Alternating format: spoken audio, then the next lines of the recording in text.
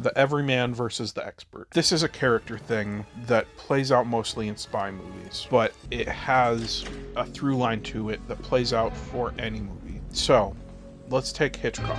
So we'll do North by Northwest and Mission Impossible. North by Northwest is an Everyman. Say, do I look heavyish to you? What? I feel heavyish. Put a note on my desk in the morning. Think thin. That's thrown into a spy conundrum. Oh, come on, fellas. What is this, a joke or something? Yes, a joke. We will laugh in the car. Come. Oh, this is ridiculous. And in Mission Impossible, Ethan Hunt, Tom Cruise's character, is an expert. The effect that this has on the audience with the expert character is, oh, look how cool what he's doing is. You don't understand what he's doing, but he understands what he's doing.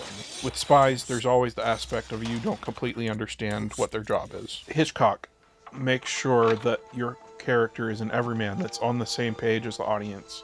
Of they're not in this spy world, they don't know how to do this job. Do you intend to cooperate with us? I'd like a simple yes or no. A simple no. For the simple reason I simply don't know what you're talking about.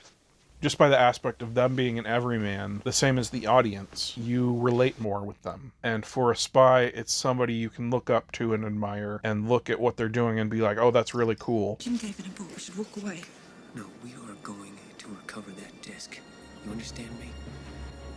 Now go. You don't have quite as much emotional connection if you do the expert character. You have to be aware of this choice when you're writing a character. Are you writing an expert who they're going to know more than the audience, that is kind of alienated from the audience's experience? Central Europe unsecured. Designator. Bravo, Echo, 1-1. Or are you going to do the everyman who the audience is automatically connected with them? Because they don't know about spies either. And what the devil is all this about? Why was I brought here? But you can reach a balance between these two. And the movie The Fugitive does this perfectly. He has an expertise in a field that's different than the thing that he's actually doing. He's a doctor, but he's trying to solve a mystery. You relate to him more because he's played as an everyman. His expertise as a doctor is not key to his character. For Ethan Hunt, he is Spy Man. Relax, Luther. It's much worse than you think. So you're kind of distanced from his character. His identity is his profession, which is being a spy, which is something none of us as normal people understand what that is. Now, believe me when I tell you, gentlemen, all three systems are state of the art. So yeah, those are your two different things of you can do an everyman or an expert. You can apply this to any story.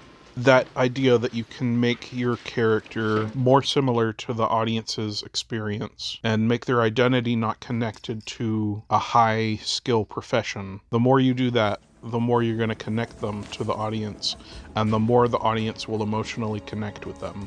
There's not anything separating them from the audience's experience, because they're like them. You can still set them in a high, technically proficient story, like a heist or whatever, that you don't understand exactly what's going on. Who is this? We met only last night and still you do not recognize my voice. I should feel offended. Yes, I know who you are. And I'm not Mr. Kaplan. Of course not. You answer his telephone, you live in his hotel room, and yet you are not Mr. Kaplan. Because the audience doesn't know what's going on. They've got to figure it out. And it gives a higher thing that they've got to climb too, which is better for your storytelling. Yeah, so Indiana Jones is a perfect example of how you do this. I'm going after that truck. How? I don't know. I'm making this up as I go. You can tell he's just always in over his head. He's just a little bit in over his head all the time. Any Harrison Ford action role, I think, he does this thing where he's the relatable action hero. That's what you want, ideally. Look no further than Indiana Jones. That's the gold standard. I feel like I'm not giving the Mission Impossible movies their due, because they do make him relatable on a human level. They set up these things that he's got to do. The first is sound sensitive. Anything above a whisper sets it off. The second system detects any increase in temperature. The third system is on the floor and is pressure sensitive. And then when he actually does them, this has a lot to do with Tom Cruise's acting. It's hard for him to do it. And you can see it on his face, how he doesn't want to do these things. I'm telling you, we can get to it from outside. We? I'm on the computer. I'm just The helper? That's the biggest thing. Like, he's very good at doing them, but he doesn't want to do these things. Your line's not long enough!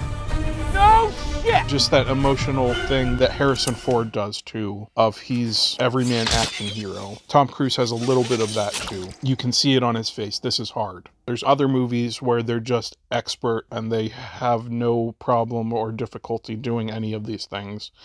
And those movies come and go because you don't even relate to them. And let me see where the Bond movies fit in with this. That's kind of Bond's thing, up to Brosnan, classic Bond. He's got this cool, suave, debonair thing of it's more of an escapist thing of you want to be like that. But it's not really connecting on a deep emotional level. The Daniel Craig era ones, they do kind of cross that barrier. He's really good at this stuff, but they take him to his limit and they show him get injured. And he doesn't play it cool all the way through them. He's affected by these things. And that's probably why those movies play better. I don't want to downplay the other Bond movies, but they play better to an audience because it's like you see him fall and you take that fall with him when he does it. You feel it.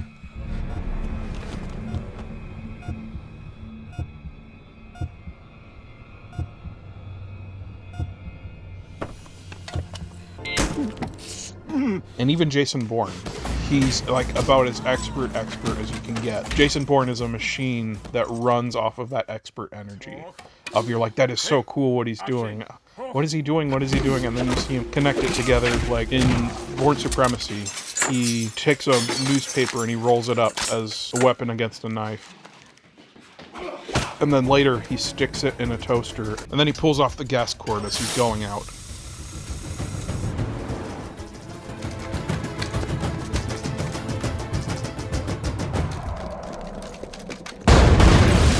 Those moments are things that you don't necessarily know what he's doing as he's doing them, but then you see what happens and you're like, that's so cool.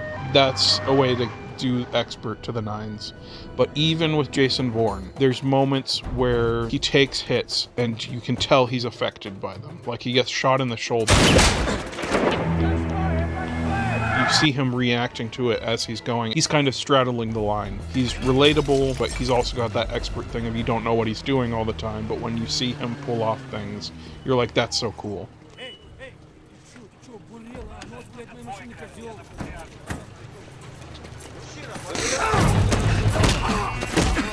And then there's another one that perfectly straddles the line, Jack Ryan. I drop this and we all die. Technically is a spy, but he's not a field spy. He's an analyst. He's got the everyman thing of he's never been in the field, and he's got the expert thing of he's like the best analyst there is. That's exactly why John Krasinski accepted that role, because he wasn't a superhero. He was a very relatable everyman. You do this often? Kidnapping people off the street and interrogate them. You're my first one, actually. How am I doing? Yeah, now we've got a spectrum of spies to show you the difference between an everyman and an expert. Depends on what you want to do. You just got to be afraid of getting to that expert line and just, because you lose your audience. If they're too good at what they do and if they don't react emotionally or physically to the things that happen to them, you're going to lose your audience. They have to be human. They have to be relatable in some way.